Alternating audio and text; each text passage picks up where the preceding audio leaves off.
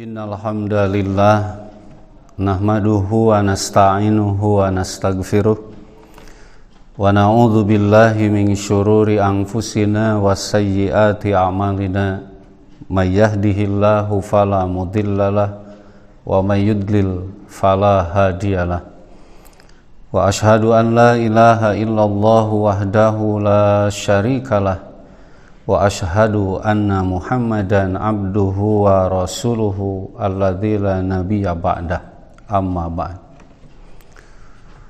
Bapak Ibu yang dimuliakan Allah Subhanahu wa taala, alhamdulillah pada saat ini kita dipertemukan kembali dalam kajian kita untuk melanjutkan kajian yang kita laksanakan beberapa hari yang lalu. Pada kajian saat ini kita akan membahas tentang tanah sebagai alat untuk bersuci. Kalau kita memperhatikan fungsi tanah secara syar'i, ternyata tanah itu bukan hanya sebagai tempat kita berpijak, bukan pula sebagai media untuk tumbuhnya tanaman dan hidupnya hewan. Ternyata tanah memiliki fungsi yang lain. Di antara fungsi yang lain dari tanah itu adalah sebagai alat untuk bersuci, sebagai alat untuk bertoharoh. Dan kalau kita memperhatikan permasalahan ini, ternyata fungsi tanah sebagai alat untuk bersuci itu merupakan salah satu di antara keistimewaan agama Islam, di mana keistimewaan ini tidak ada pada agama yang lain. Hal ini seperti dinyatakan oleh Rasulullah Shallallahu Alaihi Wasallam di dalam sebuah hadis yang diriwayatkan oleh Imam Al-Bukhari. Rasulullah Shallallahu Alaihi Wasallam bersabda, "U'titu khamsan lam yu'tahunna ahadun qabli." Aku diberi 5 keistimewaan. Yang kelima keistimewaan itu tidak pernah diberikan kepada nabi-nabi sebelum aku. Apa saja kelima keistimewaan itu? 5 keistimewaan itu, yang pertama sabda Rasulullah, "Nusirtu birru'bi masirata syahrin." Aku diberi pertolongan oleh Allah dengan dihinggapkannya rasa takut pada hati musuh-musuhku walaupun dalam perjalanan selama 1 bulan.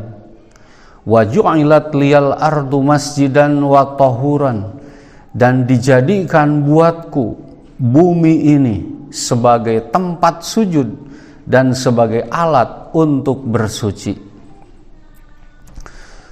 Fa ayyuma rajulin min ummati adrakathu shalah, maka siapa saja seseorang dari umatku yang tersusul dengan waktu sholat, fal yusalli fih, maka hendaknya dia sholat di tempat itu.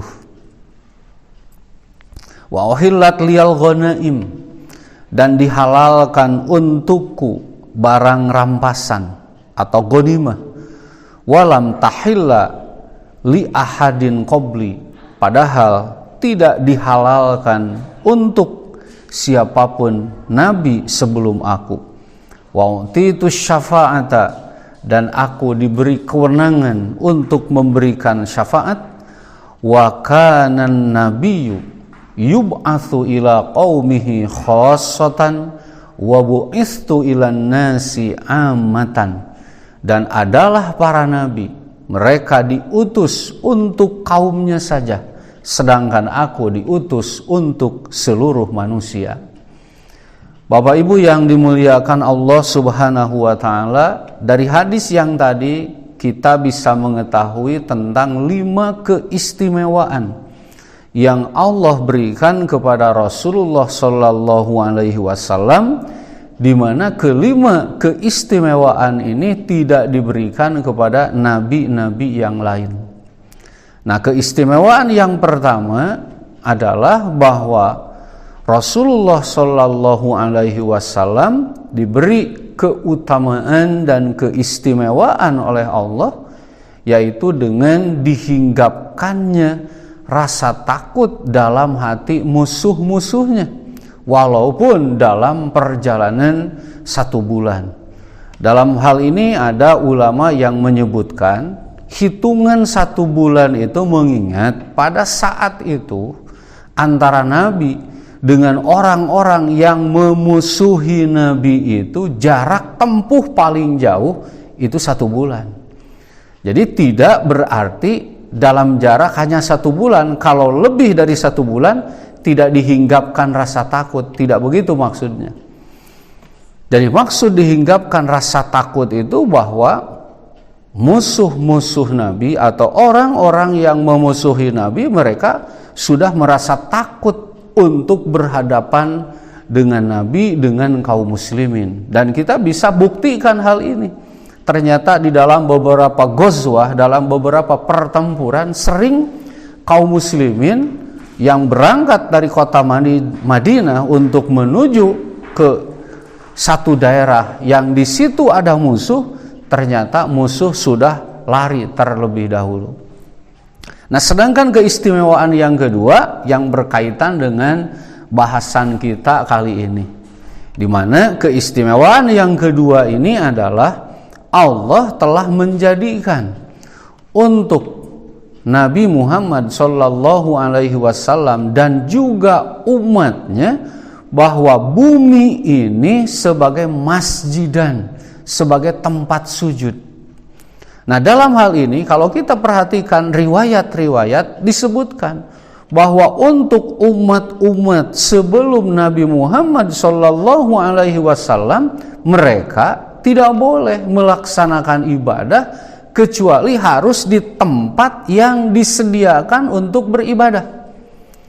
Oleh karena itu terlihat di sini bagaimana keistimewaan agama ini. Bagaimana keistimewaan agama yang dibawa oleh Nabi Muhammad Shallallahu Alaihi Wasallam sebagai penutup para nabi, di mana Islam membolehkan, memberikan kekhususan bahwa siapapun yang tersusul dengan datangnya waktu sholat, falyusolli fih, maka silahkan dia sholat di tempat itu. Dalam arti di belahan bumi yang manapun, sekalipun tempat itu bukan tempat untuk melaksanakan sholat, maka diperbolehkan untuk melaksanakannya. Tapi hal ini tentu dalam kondisi, dalam keadaan yang dibenarkan, dalam arti tidak di setiap tempat. Sebab dalam keterangan lain disebutkan ada tempat-tempat yang tidak layak dan tidak pantas di tempat itu dilaksanakan sholat, seperti makbaroh di kuburan, mazzaroh di tempat penyembelihan, mazbalah di tempat pembuangan sampah, al-hammam di WC, wa qari'ati thoriq, dan di tengah jalan. Itu tempat-tempat yang tidak layak, tidak pantas seseorang melaksanakan sholat di tempat itu. Tapi tempat-tempat yang lain yang sekiranya layak untuk didirikan sholat di tempat itu, sekalipun itu bukan masjid, maka itu dibenarkan. Sebab Nabi mengatakan, fa ayyuma rajulin adrokathu sholata falyusolli fihi, maka siapapun seseorang yang tersusul dengan datangnya waktu sholat, silahkan sholat di tempat itu. Kemudian selain bumi ini dijadikan sebagai masjidan, fungsi yang kedua dalam hadis tersebut watohuran, dijadikan pula sebagai tohur, sebagai alat untuk bersuci, sebagai alat untuk bertoharoh. Nah, dalam hal ini yang dimaksud untuk bersuci tentu bukan bersuci dalam arti seperti fungsi air dalam membersihkan pakaian. Misalkan kita memiliki baju atau pakaian-pakaian yang kotor. Baju dan pakaian-pakaian yang kotor itu kita mau bersihkan, kita cuci dengan air. Nah, dalam hal ini yang dimaksud fungsi tanah untuk mencuci, untuk bertoharoh, bukan fungsi dalam arti seperti itu. Fungsi tanah untuk bersuci dalam arti sebagai alat untuk bertayamum, yaitu ketika seseorang yang memiliki hadas, dia mau melaksanakan sholat, kemudian mau berwudu, dia tidak mendapatkan air, atau air ada tapi dia dalam kondisi tidak bisa menggunakan air, maka saat itu orang tersebut bisa menggunakan tanah sebagai alat untuk bersuci. Oleh karena itu Nabi menyebutkan dengan masjidan wa tahuran, bahwa bumi ini dijadikan sebagai tempat sujud wa tahuran dan alat untuk bersuci. Para bapak dan para ibu sekalian yang dimuliakan oleh Allah Subhanahu wa taala. Nah, dalam hal ini tentu fungsi tanah untuk bersuci itu dalam arti untuk menghilangkan hadas. Nah, kemudian apakah tanah itu bisa digunakan untuk menghilangkan najis? Nah, dalam hal ini kalau kita merujuk kepada riwayat lain, ada satu riwayat yang ditakhrij oleh Imam Muslim dari Abi Hurairah radhiyallahu an. Kata Abi Hurairah, Rasulullah Shallallahu alaihi wasallam pernah bersabda. Sabda Rasulullah, tuhuru ina'i ahadikum idza walagha fihil kalbu ayyagsilaha sab'a marratin. Sucinya, bersihnya bijana salah seorang di antara kalian jika anjing minum pada bijana tersebut, maka harus dicuci sab'a marrat 7 kali. Ulahunna biturab. Sedangkan yang pertama kali mencuci bijana tersebut at-turab, dengan menggunakan tanah. Nah, jelas dalam hadis ini menunjukkan bahwa berdasarkan hadis yang diriwayatkan oleh Imam Muslim, tanah pun bisa berfungsi membersihkan najis. Apalagi najis dalam arti istilah sebagian para ulama, ini najis mughaladah, najis yang sangat berat. Nah, walaupun sebahagian ada yang menyebutkan bahwa pencucian bijana dengan 7 kali pencucian dan menggunakan tanah ini bukan semata-mata najis, tapi ini merupakan ta'abbudi, merupakan satu cara yang diperintahkan oleh syara, oleh agama, harus seperti itu mencucinya.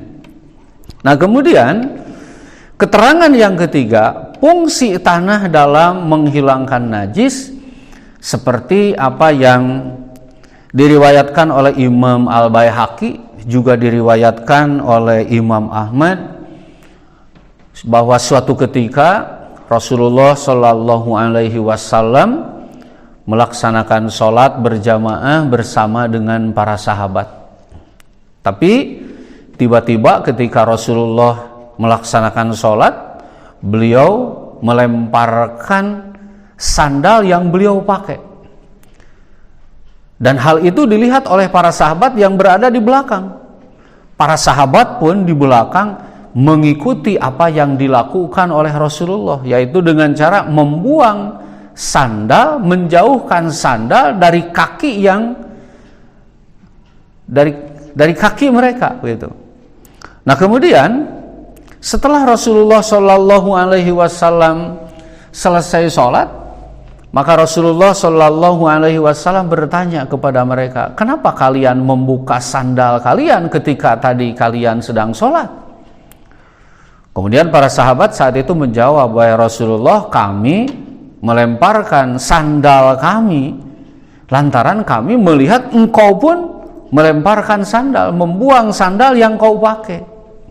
Nah, kemudian saat itu Rasulullah Shallallahu Alaihi Wasallam menjawab, Inna Jibrila, sesungguhnya Jibril, atani, telah datang kepadaku, fa akhbaroni, dan Jibril memberitahukan kepadaku, anna bihima, sesungguhnya pada kedua sandalku itu khobathan, ada kotoran. Oleh karena itu, fa idza jaa ahadukumul masjid, apabila salah seorang di antara kalian datang ke masjid, fal yaqlibna laihi, hendaklah dia membalikan sandalnya, fal yandur fihima, kemudian hendaknya ia melihat kedua sandal itu, pain wajada khobathan, andaikan dia menemukan pada sandal itu khobathan, kotoran, fal yamsahuma bil ardi, maka usapkanlah sandal itu ke tanah, thumma liyusolli fihima, kemudian sholatlah dengan memakai sandal tersebut. Para hadirin rahimakumullah, kalau kita melihat kepada keterangan-keterangan yang tadi, maka kita bisa mengambil kesimpulan bahwa tanah itu sebagai alat untuk bersuci, dalam arti pertama, bisa digunakan sebagai alat untuk bertayamum, di mana cara-caranya kita akan bahas dalam kesempatan yang lain. Kemudian yang kedua, tanah pun sebagai alat untuk bersuci bisa dalam arti menghilangkan kotoran dan menghilangkan najis. Nah, itulah fungsi dari tanah, di mana syara atau agama telah menentukan sebagai alat untuk bersuci. Kiranya untuk kesempatan kali ini kita akan batasi sampai di sini. Insya Allah kita akan lanjutkan pada bahasan-bahasan selanjutnya. Itulah yang bisa disampaikan. Mohon maaf bila banyak kekurangan. Kita tutup dengan doa, Rabbana atina fid dunya hasanah wa fil akhirati hasanah wa qina adzabannar. Wassalamualaikum warahmatullahi wabarakatuh.